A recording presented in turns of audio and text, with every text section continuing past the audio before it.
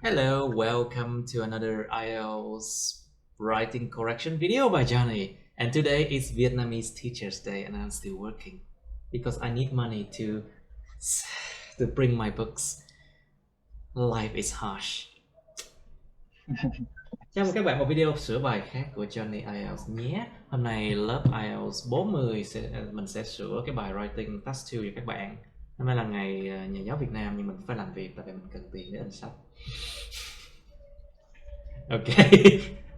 Rất là honest. Okay, this is writing task 2, test 1, camp 14. Okay, some people believe that it is best to accept a bad situation, such as an unsatisfactory job or shortage of money. Others argue that it is better to try and improve such situations. You have to discuss both of these views and give your own opinion. Một số người tin rằng tốt hơn hết là chấp nhận một cái tình huống xấu, ví dụ như là công việc không có mãn nguyện hoặc là sự thiếu tiền. Một bên khác thì là tranh luận rằng tốt hơn hết là ráng làm sao cố gắng và cải thiện cái tình huống đó. Thì các bạn yêu cầu là phải discuss cả hai cách nhìn nhận này và cho những nhận định cá nhân các bạn. So class, I hope that you have watched both of my videos before you attempted to do this essay. Các bạn đã xem cả hai video của thầy trước khi mà sẽ làm bài này không? Did you actually do that? Yeah. Anyone Sure. else? Sure thing. Okay, be honest with yourself then. Thật sự là I don't need to ask that question because if I correct your essay, I will know it. It's easy. Không cần phải hỏi câu đó đâu, chỉ cần sửa bài là biết ngay các bạn có coi video hay không thôi. Alright, some people believe that it's best to accept a bad situation. So y chang vậy. Why you keep the same thing? Rồi, chép lại đề bài nè. Này bị trừ điểm lắm luôn á. Đức Phúc có coi hai video thầy chưa? Did you watch both of my videos? Em làm em hay ghi lại đề thói quen ra nè. Ghi lại đề bằng cách khác, chứ không thể nào một cái chép lại y chang nè. You have to rewrite the essay title, not copying everything, okay? Làm lại chỗ này. Based on my experience, some people choose to accept the fate. Số phận.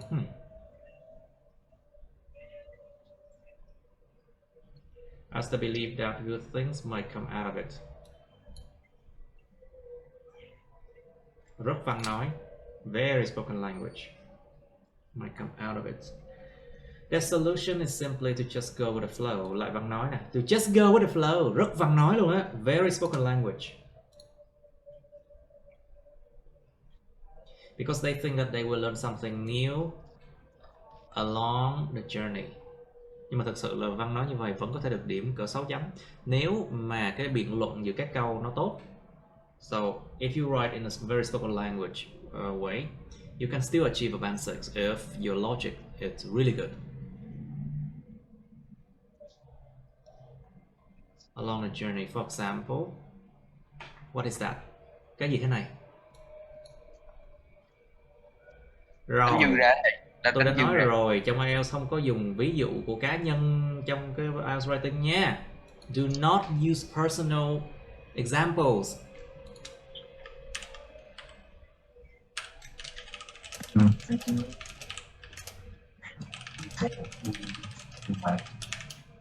You have to give like some general example.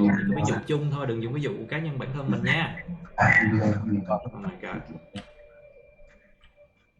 As a teacher, as you might know.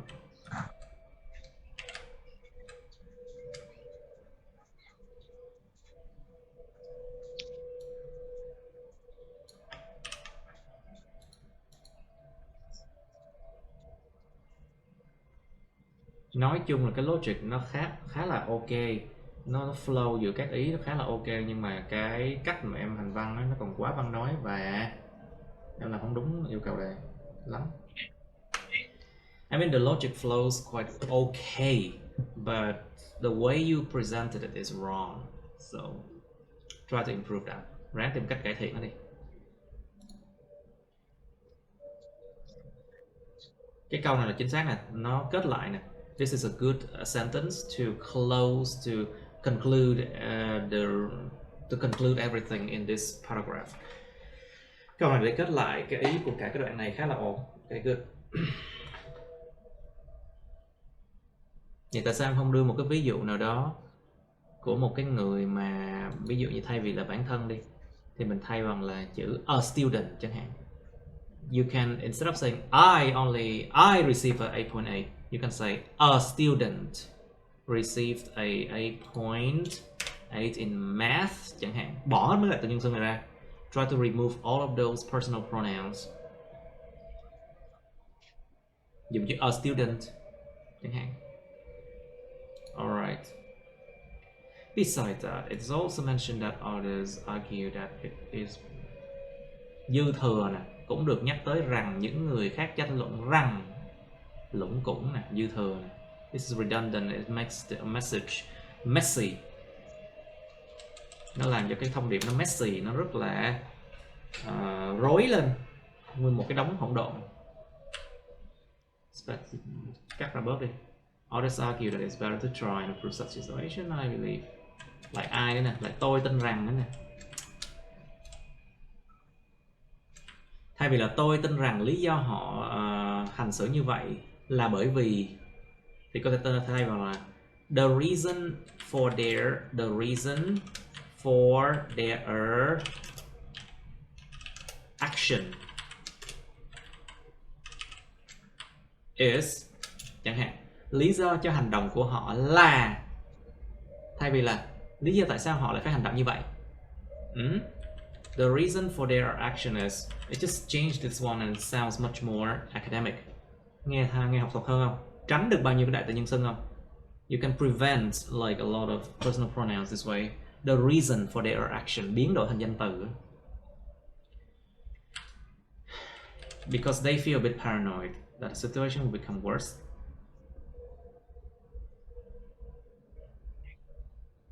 It's because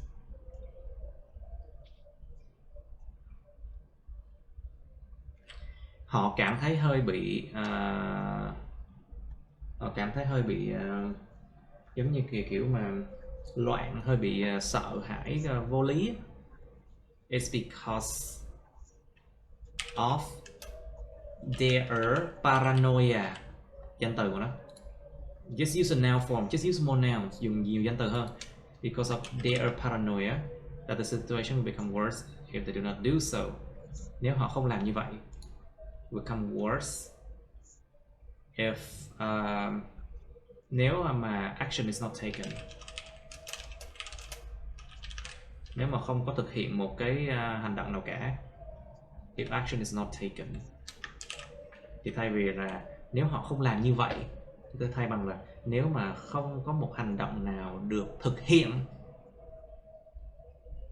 If action is not taken, person has to do. Đó, ví dụ này là đúng nè. Ví dụ này là ví dụ chung nè. This is a general example. Very good. Had to undergo a shortage of money. Logically, they will feel. Dùng chữ they này để thay thế cho là he or she nè. He uses one to replace he or she for a person. They will feel a little paranoid at one point. Ở một cái thời điểm mà đó sẽ cảm thấy paranoid. They might have to experience an empty pocket and have to live on the street. Thì tại sao phải giữ là mấy cái they này? Why do I keep these they? Because it refer to a person. Nó refer cho cái chữ a person này chứ không phải đại từ nhân xưng thông thường. But you can try to avoid them by using and. They will feel a little paranoid at one point and might have to experience. Mình đỡ được một cái chữ đây. You see, I try to eliminate one day here by using and here. Đó, Phúc hiểu tại sao không? Nó cùng một câu như vậy, thầy bỏ một chữ day như vậy bằng thêm chữ và thôi. You got it, Phúc?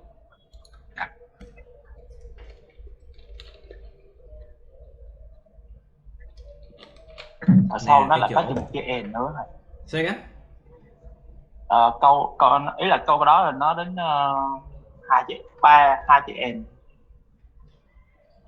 Sau Hai này. chữ and đó, there's a two and An here. empty Okay. pocket and have to live on the street. Alright. I feel a little paranoid at one point.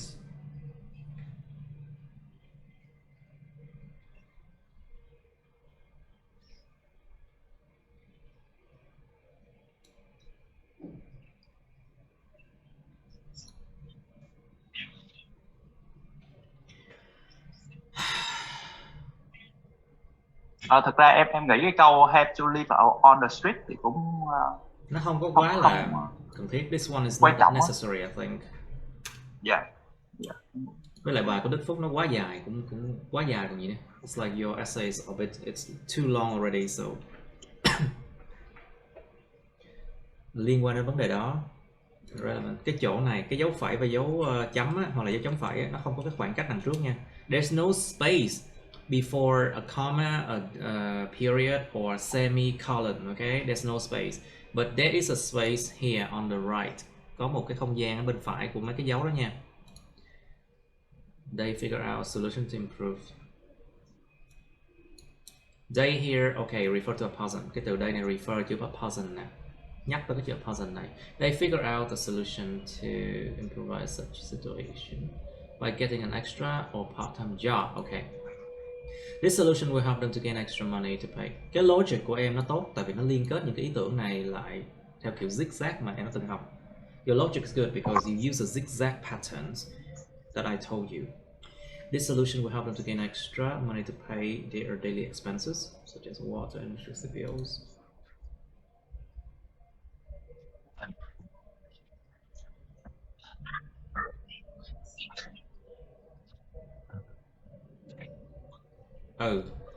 Nói chung là cái vấn đề của Đức Phúc không phải là vấn đề logic, tại vì thầy đã dạy rất là kỹ cái vụ logic rồi. Nhưng mà vấn đề của em là cái vụ văn nói á, và cái chuyện mà viết câu á, nó nên dùng nhiều danh từ hơn. I think your problem is like you need to use more nouns. Try to avoid personal pronouns and try to write it in a more writing language instead of spoken language.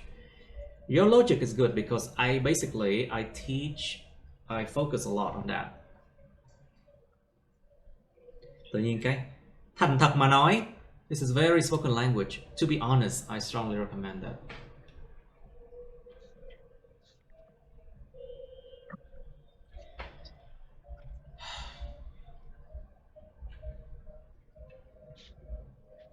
Then just do so. Cực kỳ văn nói luôn á. This is extremely spoken language. Try to change that to nouns. Try to change that to noun. Biến thành danh từ này đi. Có thể ghi là dựa vào tình huống, một người có thể chọn để hành động ở cả hai tình huống này, ở cả hai cái hướng này. Dựa vào từng tình huống, một người có thể chọn để hành động tùy vào cái hướng đi nào. So you can think of it like this. According to situation,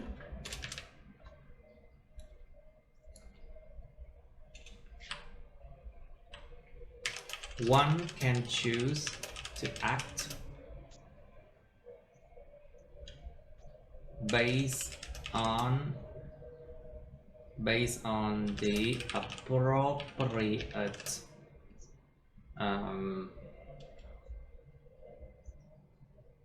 methods. Dựa vào từng tình huống, một người có thể chọn để hành động dựa vào những cái phương pháp phù hợp. Đó, chẳng hạn vậy. This is a good way to change that. When facing a problem, think of the best solution to solve it. Khi đối diện một cái vấn đề, hãy nghĩ về cái giải pháp tuyệt vời nhất, tốt nhất để mà giải quyết nó. So you can say when facing a problem, giải pháp tốt nhất để giải quyết nó nên được suy nghĩ, nên dùng cái dạng bị động hơn. Maybe it's better to use like the passive form, you know. When facing a problem, the best solution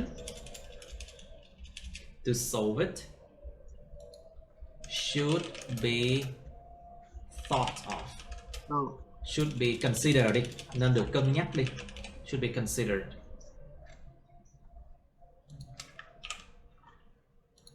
mấy cái dạng bị động á, nó sẽ gọi là được thông dụng hơn ở trong văn viết. Like passive forms are much more popular and much more useful in writing, you know, because it helps you prevent personal pronouns. Nó giúp em tránh được những cái đại từ nhân xưng đó. If the situation requires you to simply ignore it, thì tránh sao cho you này, how do you prevent having to repeat you?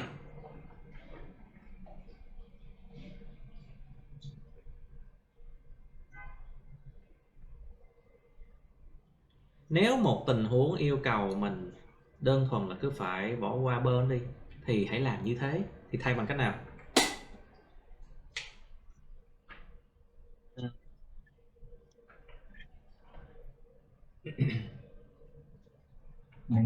Tốt.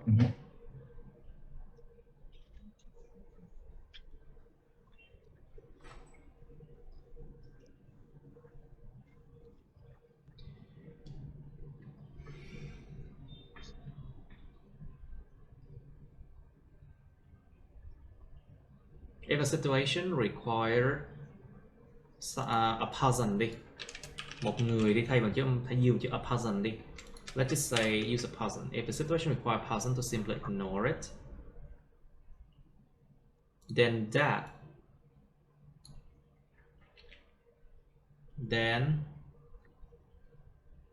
that move should be taken. Nếu một cái tình huống yêu cầu một người đơn thuần là tránh nó đi, thì cái động thái đó nên được thực hiện. That move should be taken. Đó, thấy em dạng bị động này.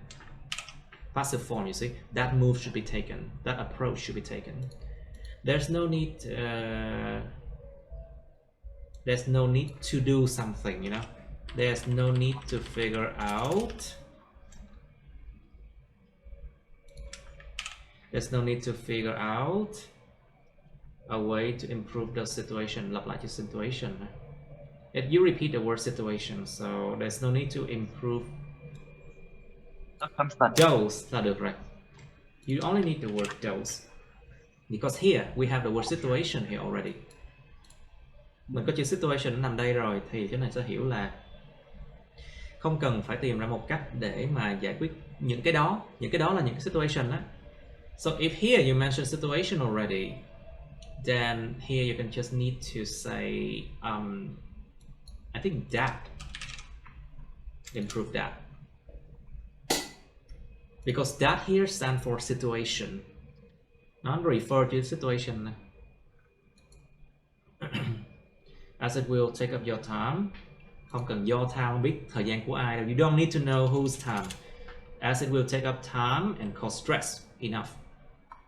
Chẳng cần phải tìm ra một cách để mà cải thiện nó, bởi vì nó sẽ tốn thời gian và gây ra stress, chứ không phải là bởi vì nó sẽ tốn thời gian của bạn và gây ra stress, you know.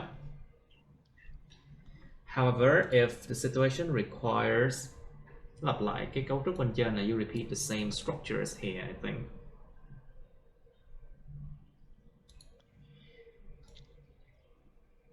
Nếu mà tình huống yêu cầu con người ta phải hành động nhanh chóng, thì cũng phải thay bằng là nếu mà tình huống yêu cầu hành động nhanh chóng, mình sẽ dùng cái dạng danh từ nó. You can use adjective and noun if the situation requires quick response, for example. Nếu một tình huống yêu cầu sự hồi đáp nhanh chóng, đó, thấy không? Tính từ, danh từ ngắn hơn không? It's shorter because I use the adjective and noun form.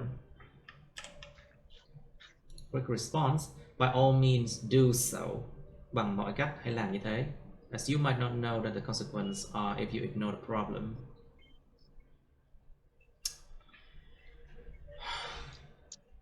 Phải viết lại nha Phúc ơi. You need to do rewrite a lot.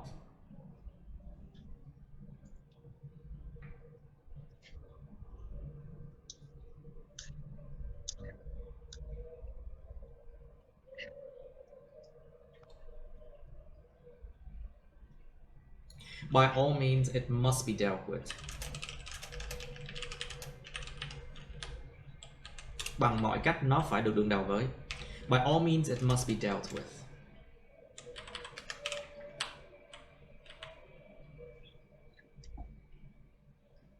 You do not know what the consequences are. Nó có thể biến thành là as the, mình có thể ghi là bởi vì những hậu quả tiềm năng có thể sẽ khá là kinh khủng nếu mình ignore nó. You can say that as the potential, những tiềm năng, as potential consequences can be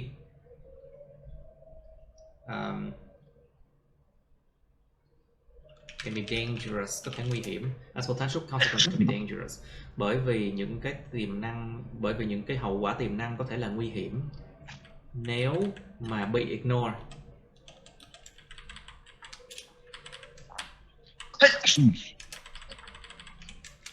Chấm này được rồi. Must be dealt with as potential consequences can be dangerous if ignored. Mình dùng rất là nhiều cái dạng bị động này. You see, I use a lot of passive form here. By all means, it must be dealt with. Bằng mọi cách nó phải được đương đầu với, bởi vì cái hậu quả tiềm năng có thể nguy hiểm nếu mà bị ignore. Lots of passive form, you see. Now, to summarize, the main important thing when facing bad situations is to analyze the problem. Then only you can react to them. Sau đó thì chỉ có thể mình là phản ứng với chúng, thì có thể thay bằng dạng danh từ. How can we change that to the nouns? When facing bad situations, analyze the problem. Then actions can be taken. Thì những hành động có thể được thực hiện. And then action to be taken. Thì but thì không có bao giờ bắt đầu một cái câu với chữ but, chữ and, chữ or đó. Never start a sentence with but and or, okay? However, not all bad situations need to be ignored, and not all need to be improved. Không phải mọi tình huống xấu đều cần phải bỏ qua, và không phải tất cả đều cần phải được cải thiện.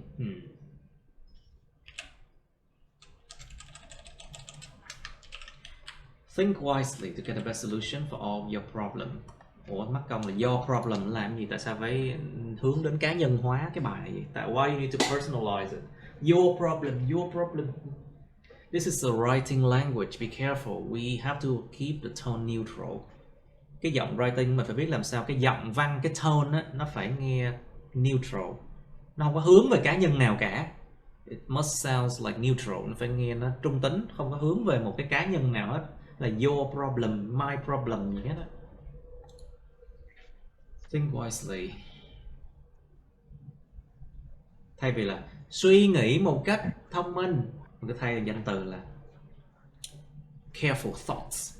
You can change with some kind of nouns.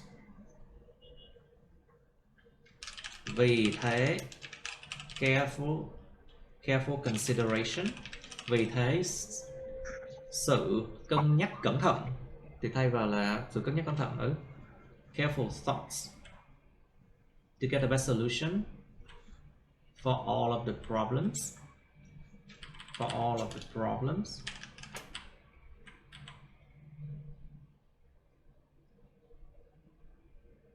Hoặc là cái câu này mình có thể làm bị động được không thầy? Mình kéo cái the problem lên. Nên có sự suy nghĩ cẩn thận, để có được giải pháp hợp lý nhất cho tất cả các vấn đề. There should be, nên có sự cân nhắc cẩn thận để có được kết quả phù hợp nhất cho tất cả vấn đề. Yeah, I think this is one suggestion. What do you say, Mr. Tùng? What do you say, Mr. Vũ? Ý là em kêu là cái câu này thay vì mình viết như vậy, mình kéo nó lên thành bị động cũng được. Là the problem can be find out by all of the problems can be solved. You can use the passive form. Cho ta dùng dạng bị động cũng được. You can use the passive form. All the problems can be solved by the best solution.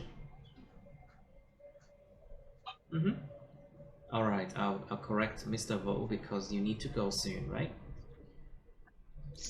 There are different views on whether people should accept living with hard life issues, such as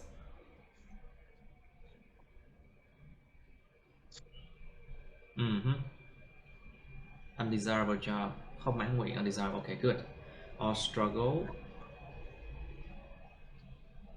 Cái động từ đầu tiên là this is the first verb, this is second verb, okay, nó cùng cái dạng là được trong cùng một câu.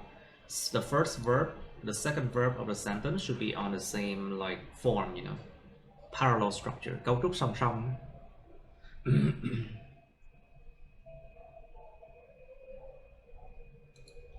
To achieve a better lifestyle, actually to achieve a better life, I think. Lối sống hả?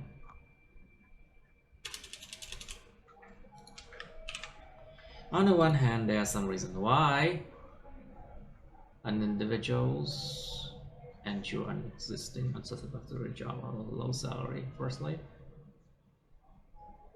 stick to something. Stick to something. Stick with something. It's a spoken language. Văn nói nha. You should not stick to that. Stick to something. Văn nói, spoken language. Many people.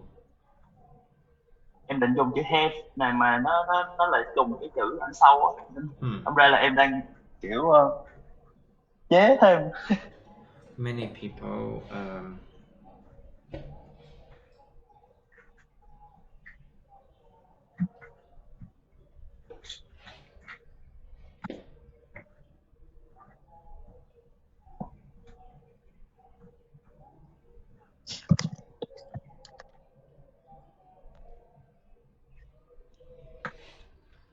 what position, their current position, vị trí hiện tại của họ. Câu này nó nghe hơi bị vague, hơi bị mơ hồ. Vị trí gì? Nó phải là vị trí công việc hiện tại của họ nó mới đúng. It sounds a bit vague. I think you need a current job situation or current job position. It sounds much better, much more clear. You know, nó phải rõ ràng ra. It must more clear. Many people.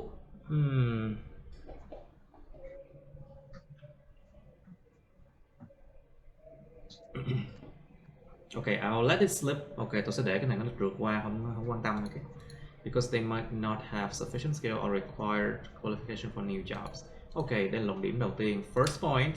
Next, some people have a lot of responsibility. A lot of là văn nói nè, spoken language. Many.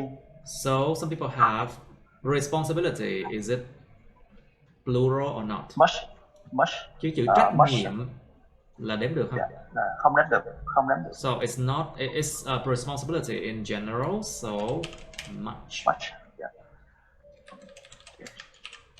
Nó không đếm được. It's uncountable. So much responsibility, and it is difficult for them to spend the time to find.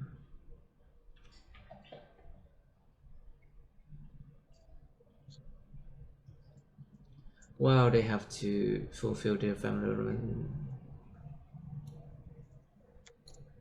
Những điều tốt cần thiết của gia đình ha. To fulfill their family necessities. What's that? What's that? What's that for?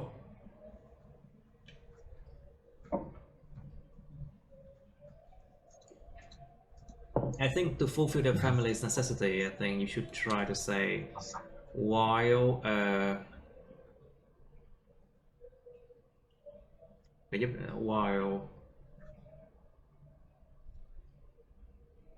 while their family requires support, I think it's better. Nó rõ ràng hơn. Trong khi gia đình của họ cần được sự cần được nuôi. Yeah. While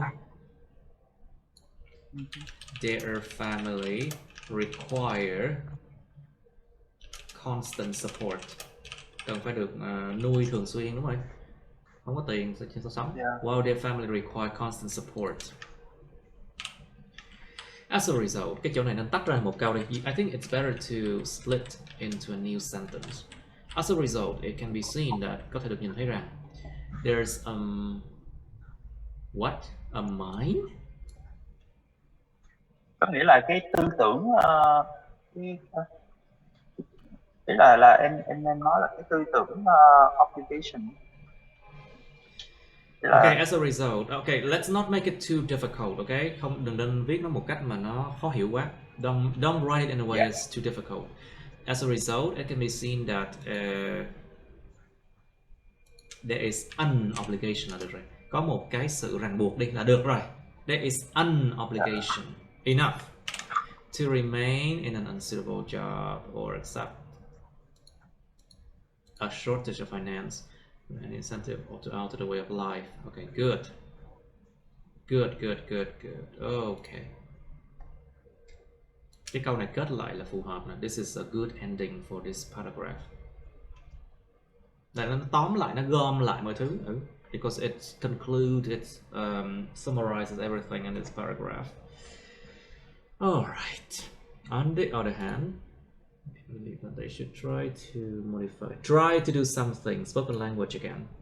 Tao nói lần nữa nè. Many people believe that they should attempt to. Let's use the word attempt to. Nó cũng bằng nghĩa chứ try to thôi, nhưng mà nó sang hơn. It's the same as try to, but it sounds much more academic, you know. Yeah, okay. Modify là thay đổi cho phù hợp.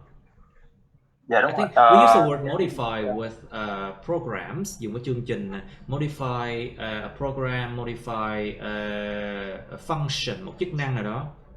I don't think modify the basic circumstance is a good way to say. Nó sẽ nghe kỳ cục nếu mà tôi modify đi kèm với basic circumstances. Người thường thấy là modify một chức năng, modify một cái gì đó, ví dụ như là âm lượng, volume, to modify volume, modify programs, modify something, but not a bad circumstance. Nó giống như nhiều từ đồng nghĩa, nhưng có một số từ phù hợp với ngữ cảnh này, một số từ không phù hợp.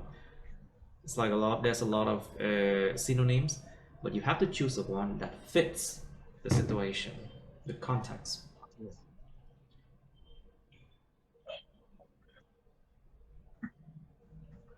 Let's just say to change. The bad circumstances when their job and income cannot make them happy. Cái cannot lúc nào viết chung nhau nha. Cannot is always together. Cannot make them happy. Không thể làm cho họ hạnh phúc thì nó biến thành là không thể cung cấp sự vui vẻ. When their job and income cannot provide joy. Thì tránh được chữ dumb. Okay. If you write like this, you don't have to use a personal pronouns dumb. Cannot provide joy. Although it might require learning new skills and making extra efforts. Efforts. Nỗ lực nói chung mà, it's just effort in general, right? Yeah. To look for new employment.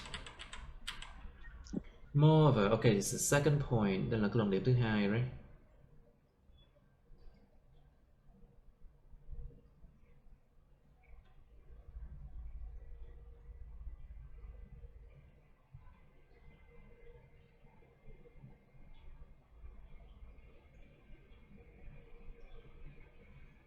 Oh.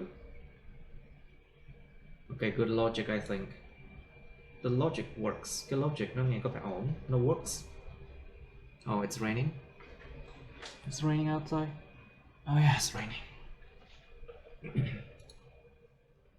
Sometimes you do not need this comma. Không cần dấu phẩy đây đâu. Sometimes opportunities come and leave quickly, so if an individual does not attempt to overcome the problem. Cái chữ they này nó thay thế chữ individuals. They here refer to individuals, so it's good.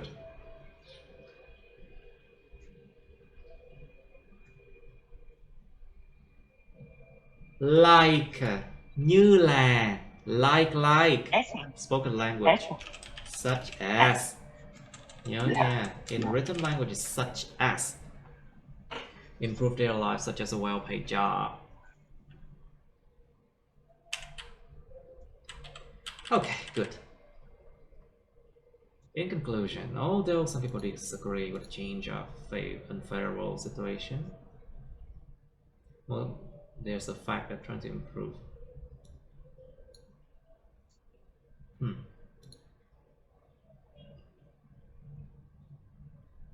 Mà nó offer là nó cung cấp cái sự mãn nguyện cho bản thân.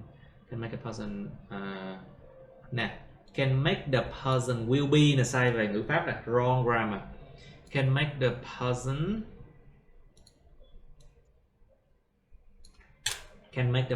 able to seize the chances as well.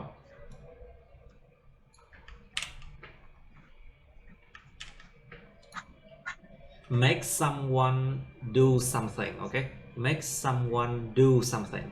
Can make the person able to seize the chances as well. Nắm được những cơ hội nữa. Thầy khuyên là các bạn nên xem bài các bạn khác, coi lại thật kỹ tại sao thầy lại sửa cái này cái kia. Tại vì rất nhiều trường hợp thầy thấy là có nhiều bạn có những ý rất hay và cái cách hành văn cũng hay nữa. Phúc nghe thầy nói không? Hello? Yes. You hear me? Okay, good. You should watch carefully the video because you can learn a lot from your friends too. Nghe câu Cái bài của em như là nó bị văn nói nhiều hơn là văn viết, không thầy? Cái cách viết của anh Vũ á, em thì nghĩ là Phúc nên học. Tại vì cách viết của anh Vũ nó về văn viết rất là nhiều luôn. I think you can learn a lot from Mr. Vũ because his way of writing it's much more written than yours. You can learn a lot from him. Okay, good now. Okay, I'll go to Mr. Tùng. I'm sorry, Miss Ngọc, you the last one.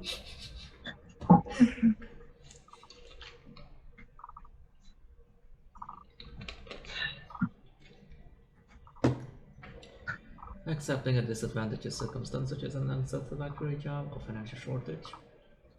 Ủa tự nhiên số này lại có phẩy xong is là chi vậy? Why is this like this? Em biết câu like đúng this. không? Okay, I understand now. This is a an extra clause, một cái mệnh đề phụ thêm. Okay. Okay, is believed to be the best way of life. Thì được tin là cái cách sống tốt nhất. However, trying and improving such situations is argued to be a better alternative. Cái cách này y chang cách thầy ghi vậy. Why is it exactly the same like what I do? Sound exactly like the way I would write myself. You know, Yes, you should try to write in your way. No idea, so you should write it in your way, Tùng. yes, sir. We will try to next time. Okay, it's okay to learn from the others, but do not copy everything, okay? Yes, sir. Học từ người khác thì ok thôi, nhưng mà đừng có copy tất cả mọi thứ em thấy. To talk about live videos. Để nói về live videos, cái này rất văn nói. Very spoken language. Chỉ cần ghi là về những nhìn nhận cuộc sống. About live videos. I think. About live videos. Each person has a different perspective and lifestyle. Mỗi người đều có cái cách nhìn nhận và lối sống khác nhau. Personally. Về mặt cá nhân, nếu mà ghi về mặt cá nhân thường đằng sau là chữ I. Cái câu này mỗi cái điểm nhìn đều có cái lợi và cái hại của nó. Nó giống như một cái ý phụ thêm cho cái câu bên trên này đó. This one sounds like an addition, an addition to this one. So I think we should use the word also. Cũng như thế, tại vì câu này nó bổ trợ mà. This sentence support, provide extra information to support this first sentence. Nó bổ trợ câu đầu tiên nên dùng chữ also đi. Firstly, about something, well.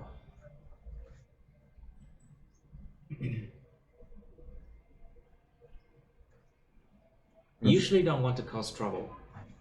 Don't want to cause trouble. Written language, văn nói nè. Tùng ơi, you should learn. Accept. Usually don't want to cause trouble. Spoken language. Usually avoid trouble. Usually avoid trouble. Tránh rắc rối. And don't like much friction. Không thích friction là ma sát hả? Là kiểu va chạm. Trường hợp này friction is not the right word in this case, I think. Usually avoid trouble and conflict. Tại vì cái chỗ này nó cùng một cái động từ là avoid rồi. Here we use the same verb to avoid here. Avoid trouble and conflict.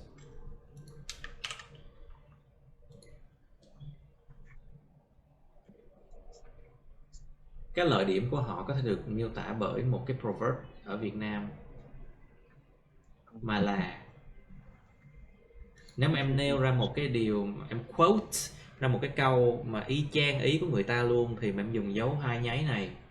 If you want to quote the sentence that someone said word by word, từng từ một y chang luôn, word by word, then you use this quotation mark, dấu quotation mark.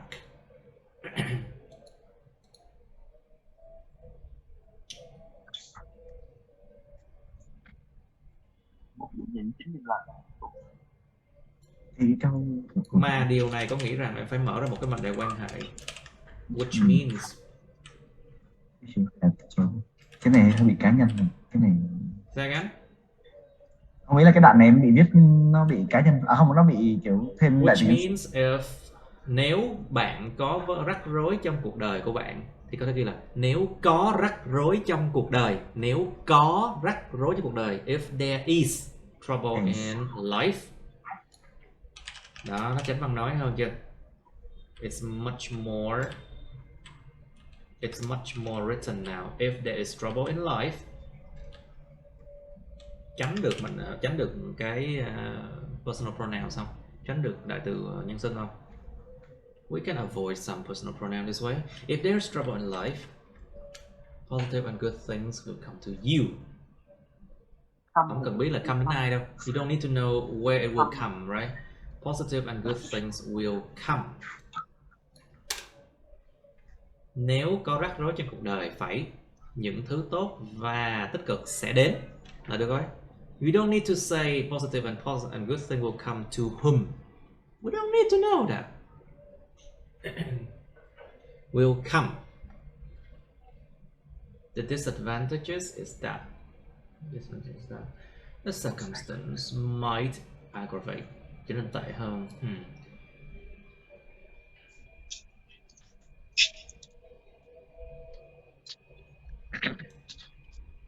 Chỉ cần cái chữ tệ là nghĩa là tệ hơn rồi, không cần cái này nữa. This one already means like gets worse, so you do not need this one. If not resolved, tình huống có thể tệ hơn nếu không được giải quyết. Không, cái đó đó. For example, and chỗ này không có viết hoa nè. No capitalization. Cá nhân đã đưa kiểu về ví dụ một kiểu nếu mà về kiểu tình bạn này thì nó I know you're trying to provide example about friendship, yeah. With your friend, you don't want to solve this problem. Làm sao biến cái câu này từ một cái câu văn rất văn nói thành văn viết đây? How can we change this one from very spoken language to a very written one? A person in a friend relationship, trong một mối quan hệ bạn bè, in a friend relationship. If there is problem, trong một mối quan hệ bạn bè, nếu có vấn đề.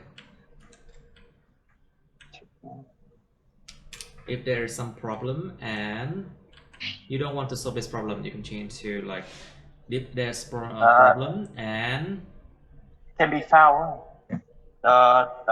And nobody wish to solve it, và không có ai mong muốn giải quyết nó. And nobody wishes to solve it. không có ai mong muốn giải quyết nó.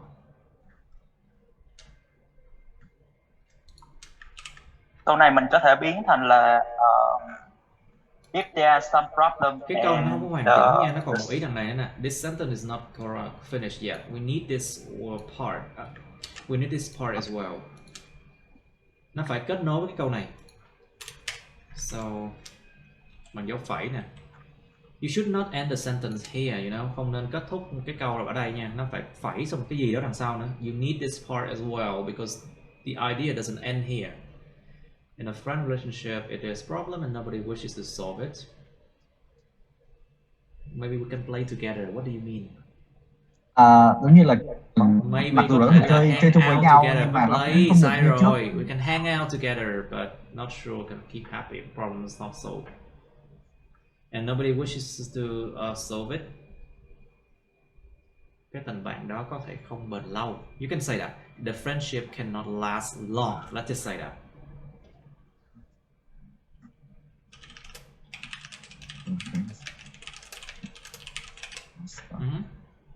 Giống như kiểu bằng mặt không bằng lòng ấy.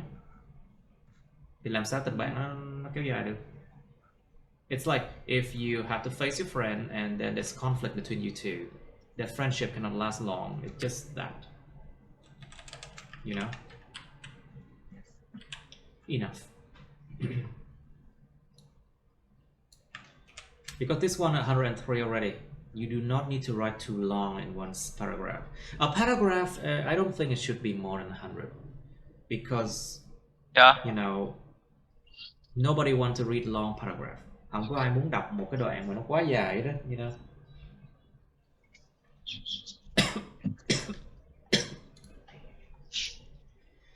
Secondly, about trying to improve such situations.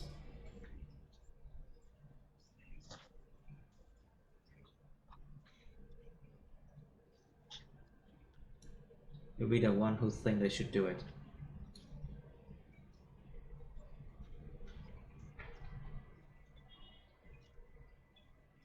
Những người thuộc về cái lối sống này sẽ là những người mà nghĩ rằng họ nên làm nó.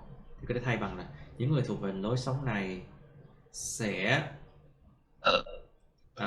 có một cái sự mà thúc đẩy để xử lý chúng. You can change like will have the urge. Có cái sự thúc đẩy, will have the urge.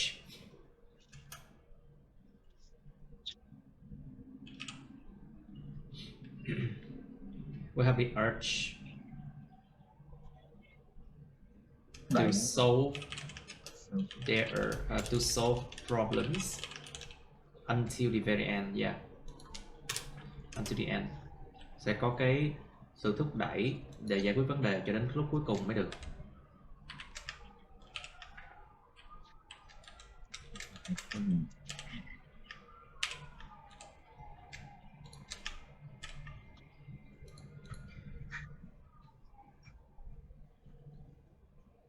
Những người này have great advantages. Great many opportunities in life and work.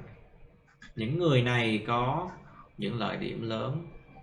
Những người này tạo ra nhiều cơ hội trong cuộc sống và đời sống. Because the word created here, the main subject is these people. Cái chủ ngữ của những cái động từ này là chữ these people này. Những người này có lợi ích lớn. Những người này tạo ra nhiều cơ hội. Those people have great advantages. Those people create many opportunities in life and work.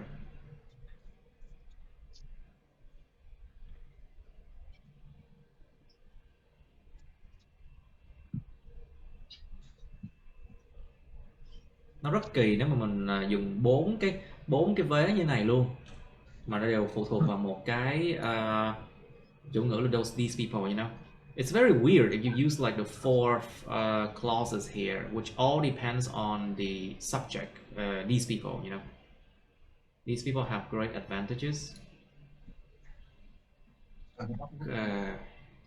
Bị nhiều ý quá.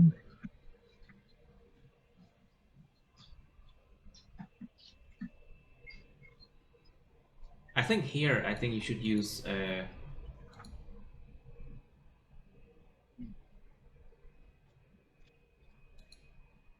They are strong. Thêm một cái chỗ này là một ý phụ thêm đi, mình dùng dấu chấm phẩy đi. Use semicolon because this one is still related somehow. They are strong and open life and are not afraid of difficulties, và không có sợ khó khăn. However, one thing is bad with this. Có một cái tệ với điều này, không có cần cái chỗ này. You do not need this one. However, there will be risks and possibly unimaginable dangers. Có những nguy cơ và có thể là có tiềm năng là những hiểm nguy không nhìn thấy, không thấy được. Unimaginable dangers. Những hiểm nguy hả? Danger with S hả? When your boss assign work to you, very personal, rất là cá nhân, you see, very personal. Yes, that's true. So, for example, when your boss, the employer, khi một người thuê mướn lao động, assign work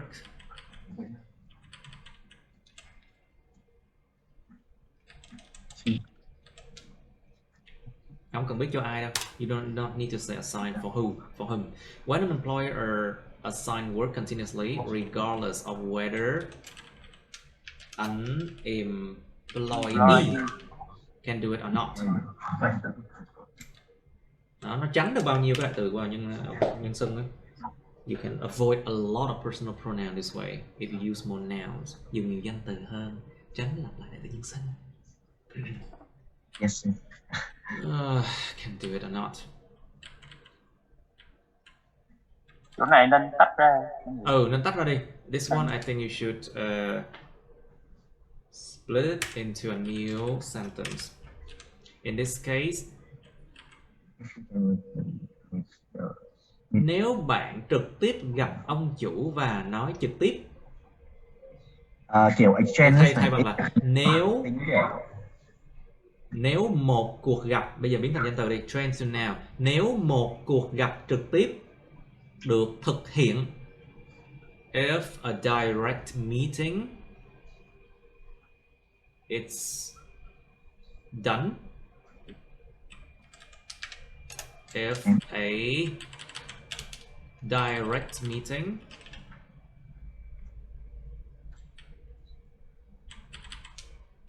it's done. Nếu mà một cái cuộc gặp trực tiếp được thực hiện, if a direct meeting is done, ông chủ sẽ giới hạn và giảm và thay đổi cái workload dựa vào đó. If a direct meeting is done, có thể có sự giới hạn, there might be là có thể có, there might be một sự giảm đi. Let's just say there might be a reduction.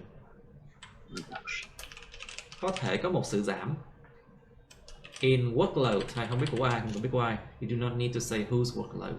There might be a reduction in workload accordingly. You see?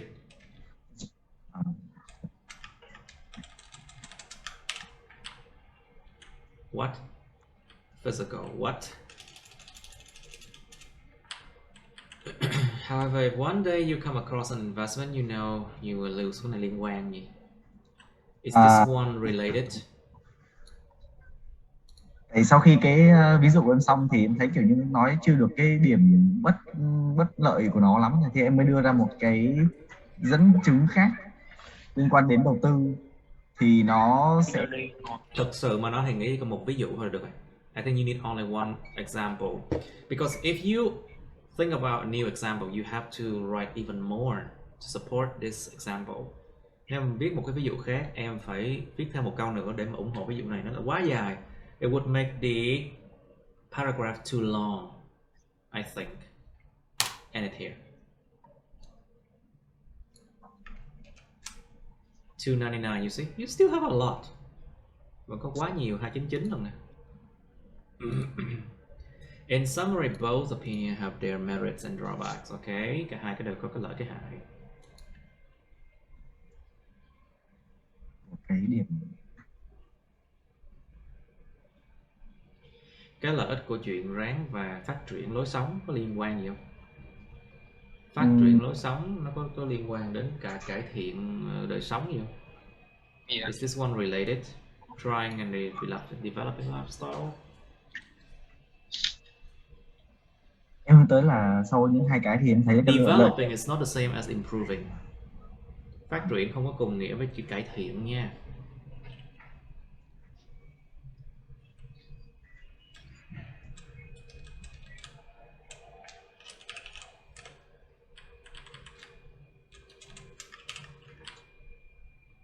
It's much more advantageous because of today's life. Cái chỗ này nó giống như là một cái phụ thêm. It's like an extra explanation here, I think.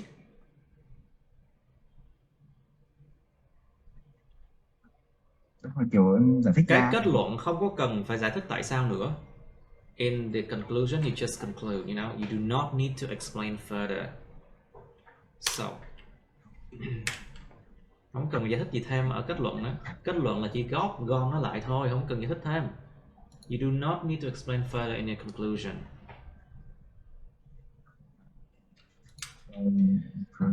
Trying to improve essential in this life. Cái khúc này hai câu đó là thêm vừa ý đủ chẳng để rồi. làm gì cả. This part Vừa đủ. you are writing even more thing to support this point, but you shouldn't do that in conclusion. Viết thêm điểm để ủng hộ cái luận điểm để làm gì, trong khi đó là này là kết luận rồi, nó chỉ gom lại thôi. Conclusion, you just basically conclude all your points. You do not need to support things more, you know. So, 251. So great. Say, you do not need to write too much. Không cần viết quá nhiều đâu. Good enough. Now, Miss Ngọc, are you excited? It's your turn. Are you excited? I am, because after this one, I can take a break.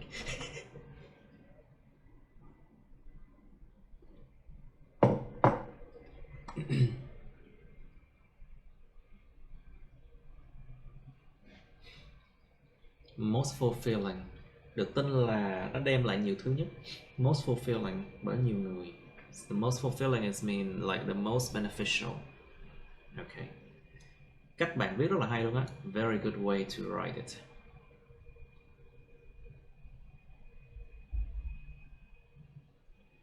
Very good way to write. Striving, cố gắng.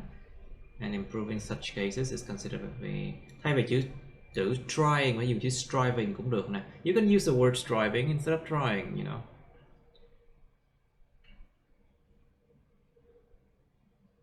Such cases, những trường hợp như vậy. Such cases refer to undesirable occupation and financial shortage.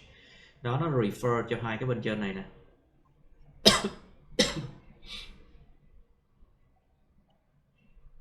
Được coi như là cách tốt hơn để sống bởi những người khác, tức là sao? Mình ủng hộ cái chuyện improving. If you write like this, you support the improving, you know. Good. You are learning very good. You are learning quite well, Mr. Ngọc. Ngọc học tốt á. But now I need to see if your other paragraph is also good as well or not. 260 is perfect. 260 là hoàn hảo luôn á. It could be perceived that, có thể được nhìn nhận rằng. So, this situation has its pros and cons. Sự xác nhận của những tình huống bất lợi có những cái điểm lợi và điểm hại của nó. I think pros and cons it's for spoken language. Thầy nghĩ là pros and cons mình nên tránh đi, tại nó hơi spoken. Has its benefits and drawbacks, I think.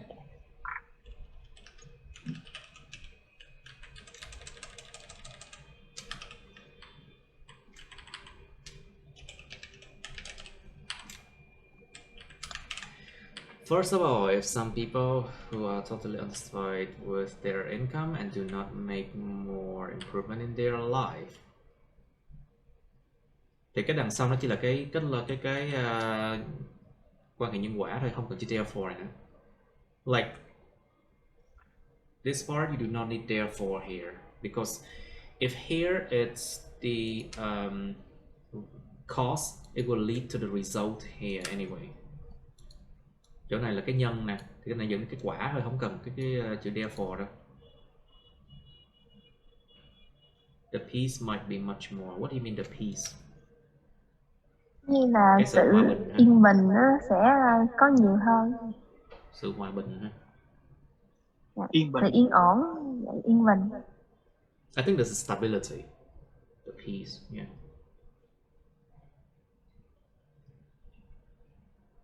Might be much more what? Cái sự yên bình có thể là nó nhiều hơn nhiều cái gì mới chứ. Much more what? In mind. In mind. Sự yên bình có thể nhiều hơn. Nó không có, cái nghĩa nó chưa có kết thúc ở đây. The meaning doesn't end here. The peace might be much more what? Yeah.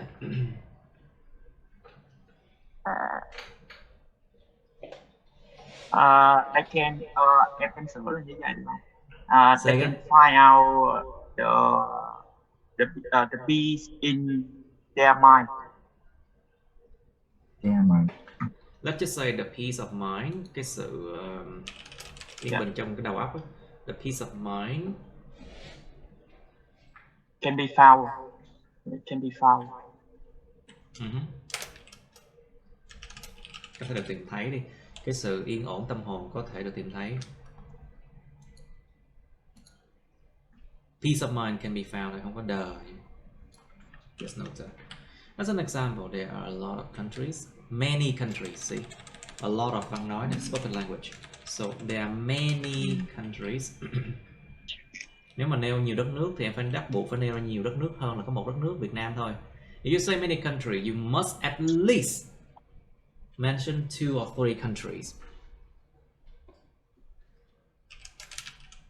Thailand. No, Thailand has a revolt, I'm sure.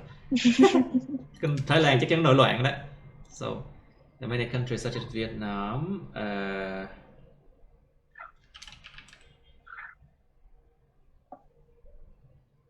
Japan, and Korea. Korea. South or North Korea. Yeah, yeah. Which Correct. one? Yeah. South of Okay. North Korea. Which one? I think Laos, okay. We never heard any revolts in Laos, so such as Vietnam, Japan, and Laos that do not have revolts. Không có nổi loạn. Because they are always content with their status. They here refer to the people from there, right? Cái từ này nó thay thế cho cái những người ở nước này. They are always content with their status. And cái từ phù hợp đây là cái trạng thái xã hội hiện tại, status quo, trật tự xã hội hiện tại. And their ability to purchase what they adore, và khả năng của họ đã mua những gì họ rất là khoái mua.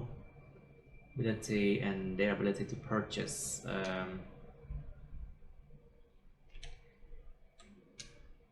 desire goods, thì món hàng mong muốn đi, to purchase desire goods.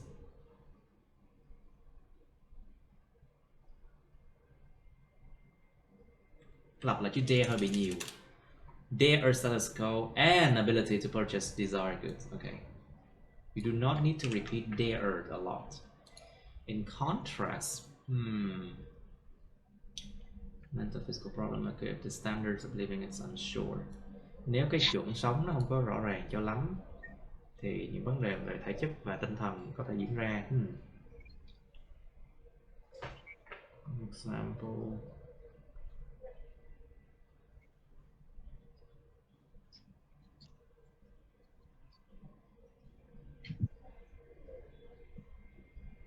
Một số người bị to get là văn nói. This is very spoken language, you know.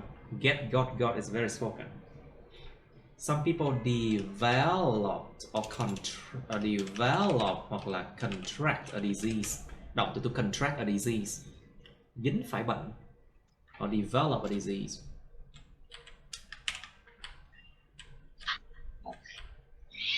Bị tiểu đường và trầm cảm khi sống trong tình trạng không phát triển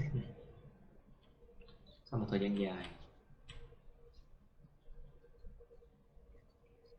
Alright, this is a good example for mental and physical problems. Vừa có mental và physical. Both mental is depression, physical is the diabetes. Yeah. Okay. Okay.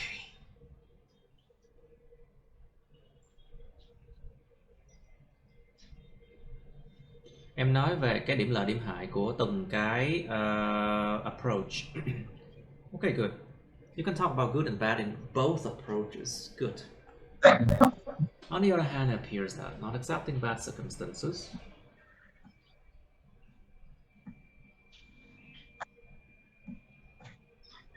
tạo ra nhiều cái cơ hội bằng vàng ha.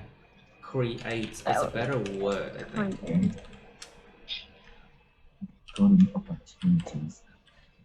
More golden opportunities in people's livelihood. Trong cái cách sống của từng người. Such as promotion, a promotion or lucrative salary. Okay, golden opportunities. Hai cái, số nhiều thì phải ít nhất hai cái nè. Promotion, and cái chỗ này nó liên quan giống is it relevant? Em ghi cái đó để em nêu cái ví dụ. Tách ra một câu. I think this one should be split into a new sentence.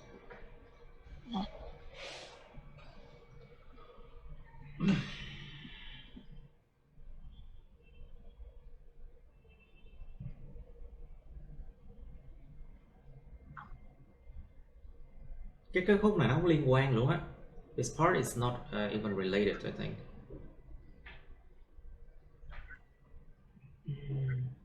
Ai share? Mới vậy á con. Yêu. My cats.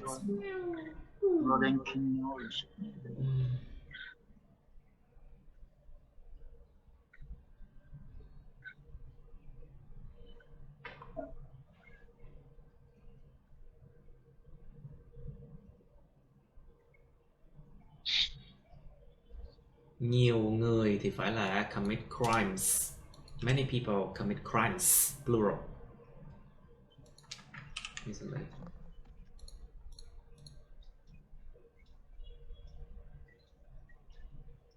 Yes.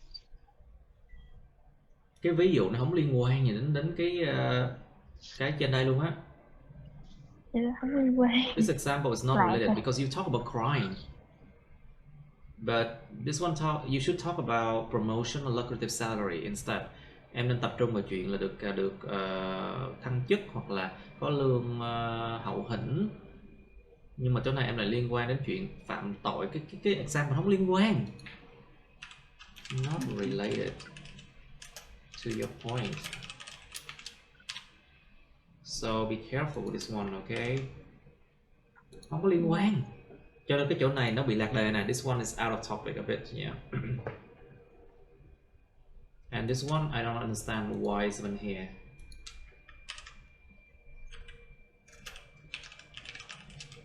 Có liên quan không? It's related.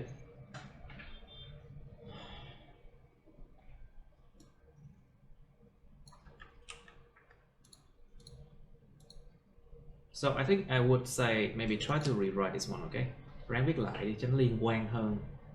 So it's more related. Maybe you went out and then when you went out and then another day you write it, I think.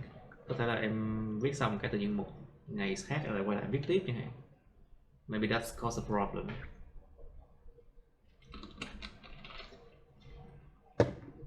Both what? Kết luận cả hai cái gì mới được chứ? Both approaches. Cả hai cách tiếp cận này nó hợp lý hơn. Both approaches. Và những tác động không mong muốn.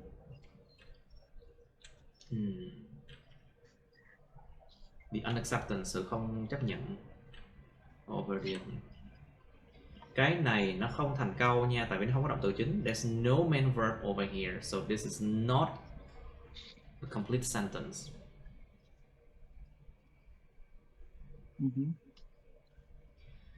Dù gì đi nữa, cái sự không chấp nhận của những tình huống xấu nên được lựa chọn hơn là sự chấp nhận của những tình huống không chấp nhận được. Em dùng cái từ này, em dùng cái kiểu viết như thế này, nó rất là rối luôn á. If you use words like unacceptable, acceptable, like it makes the message messy, it makes it confusing, you know. So this one, it's confusing. Be careful. Be confusing because of word choice.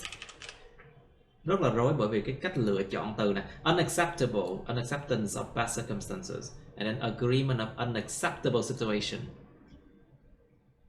Sự không chấp nhận của tình huống xấu, sự đồng thuận của tình huống không chấp nhận được. Yeah, it sounds weird, right? Unacceptable situation, unacceptance of bad circumstances. Sounds confusing, yeah? All right. Any question, class? Just rewrite it. Then you'll be better. Okay, you will be better. Just rewrite it. Cứ viết lại đi, các bạn sẽ ổn hơn thôi. All right. Any question, class? No. No, sure. Maybe next time. All right. Okay, that's the end of my videos. Please like, share this video with your friends, subscribe to my YouTube channel, and press on the bell button next to the subscribe button so you can get notified about my new uploads, okay? You can also press follow my Facebook, but please don't add me on Facebook as friends, okay? Cảm ơn các bạn đã theo dõi nha. Các bạn hãy nhấn vào like, chia sẻ video này bạn bè các bạn. Nhấn vào nút đăng ký kênh YouTube mình và nút cái chuông kế bên cạnh để đăng ký kênh á, để mà các bạn sẽ được thông báo về những video mới nha. Các bạn cũng có thể nhấn vào nút theo dõi Facebook mình, nhưng nhớ đừng kết bạn Facebook mình nha. Thank you and see you. Bye.